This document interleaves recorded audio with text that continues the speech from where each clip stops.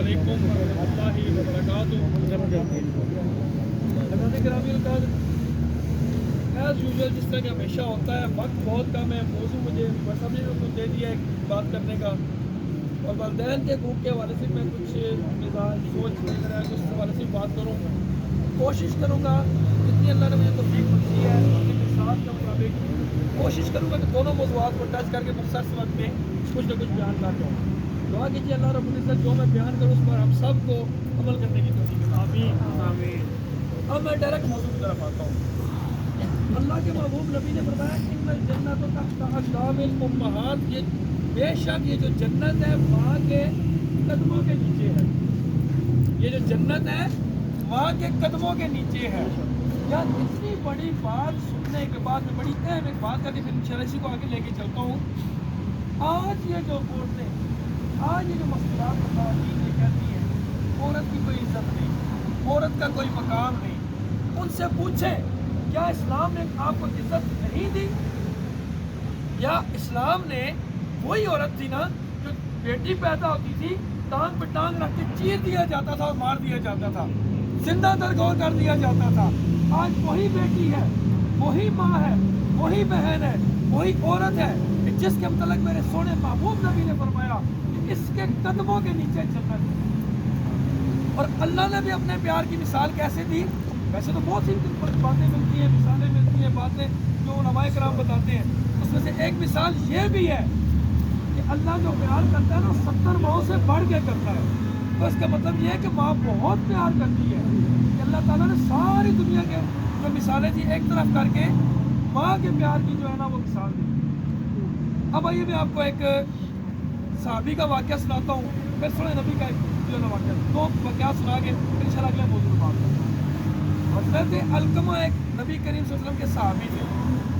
صحابی کی بڑی شان ہوتی ہے، اگر میں اس طرف چلا گیا تو یہ بات رہ جائے گی، بس اتنا بتا دو کہ صحابی وہ ہوتا ہے جس نے ایمان کی حالت میں سر کی آنکھوں سے سیدھی چال کی حالت میں سونے نبی کا دیدار کیا ہو اور ان میں ایمان لایا ہو۔ یہ صحابی مختصر تعارف ہے۔ اب وہ صحابی تھے، ساری زندگی آقا کی غلامی میں گزاری، لیکن نزا کا وقت آیا، جب روح نکلنے کا وقت آیا تو روح نہیں نکل رہی، تڑپ رہے ہیں، روح نہیں نکل رہی۔ صحابہ تلقین فرماتے ہیں کوئی کلمہ پڑھا رہا ہے، کوئی مطلب جو بھی اس وقت کے حساب سے وہ مناسب انہوں نے سمجھا وہ چیز انہوں نے کی، لیکن روح نہیں نکل رہی۔ ایک صحابی جاتے آقا علیہ السلام کی بارگاہ میں جا کے یا رسول اللہ، آپ کے ایک صحابی حضرت علقمہ نزا کا وقت ہے، تڑپ رہے ہیں مگر روح نہیں نکل رہی۔ آپ آقا علیہ السلام خود تشریف لے کر آتے ہیں، جب ان کی کیفیت کو دیکھا تو پوچھا ان کی والدہ کہاں ہے؟ جب ان کی والدہ تشریف لائی تو ان سے پوچھا اماں جی آپ کا یہ جو بیٹا نزا کی تکلیف سے گزر رہا ہے، آپ اس سے کہیں ناراض تو نہیں؟ آپ اس سے کہیں ناراض تو نہیں؟ تو پتہ ہے مائی صاحبہ نے کیا فرمایا؟ فرمایا یہ میرا بڑا ہی گستاخ ہے، یہ میرا بڑا دل دکھاتا ہے، میں اس سے ناراض ہوں۔ اماں جی اس کو معاف فرما دیں، اس کا روح نہیں نکل رہا۔ اماں جی نے پتہ کیا جواب دیا؟ آقا اگر آپ کا حکم ہو تو دوسری بات بھی نہیں، اگر اختیار دیتے ہیں تو پھر میں اس کو معاف نہیں کرتا۔ آپ کا حکم ہو تو دوسری بات نہیں، اختیار دیتے ہیں تو میں معاف نہیں کرتی۔ آپ نے فرمایا اگر معاف نہیں کرتی ہو تو اے میرے صحابہ جاؤ لکڑیاں لے کر آؤ اور اس کو زندہ جلاؤ۔ وہ کیا تھا؟ والدہ کے گستاخ تھے، تو آپ نے کیا فرمایا؟ اس کو زندہ جلا دو۔ جب یہ بات دیکھی نا تو والدہ تھی، ماں تھی، اور 70 ماؤں سے زیادہ بڑھ کے پیار کرنے والے نے بھی اسی لیے ماں کے پیار کی مثال دی کہ ماں کا بڑا پیار ہوتا ہے۔ تو آپ اس مائی صاحبہ نے فرمایا نہیں میرے بیٹے کو جلانا نہیں، میں اس کو معاف کر سکتی۔ یہ تھا گستاخ کے لیے کہ اگر گستاخ بھی ہو تو ماں کیا کرتی ہے۔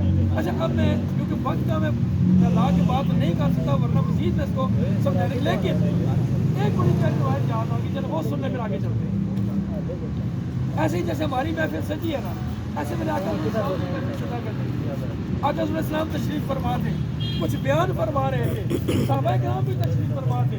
اچانک مسجد نبی کے صحن سے ایک طرف میرے آقا نے جب دیکھا نا تو آقا علیہ السلام خاموشی سے تو بات منقطع کر کے یوں ہاتھ باندھ کے کھڑے ہو گئے۔ ذرا میری طرف دیکھیں، اب میرے آقا نے کیا کیا؟ یوں ہاتھ باندھ کے سر جھکا کے کھڑے ہو گئے، خاموشی اختیار ہو گئی۔ چند لمحوں بعد ایک بھائی صاحب ہوتے تھے تشریف لائیں، लिबास भी कोई इतना कीमती ना था। सफ़र की वजह से पाँव पे गंद मट्टी भी जमी हुई थी, लेकिन जब वो करीब आई ना तो मेरे आका ने अपने कंधे से काली कमली उतारी, छा के ना और मैं अम्मा जी आप यहाँ बैठे। अम्मा जी उस काली कमली में बैठ गई। जब काली कमली में अम्मा जी बैठे तो आका अलैहिस्सलाम उनके साथ उस कमली से नीचे बैठ गए, उस कमली से उतर के नीचे बैठ गए।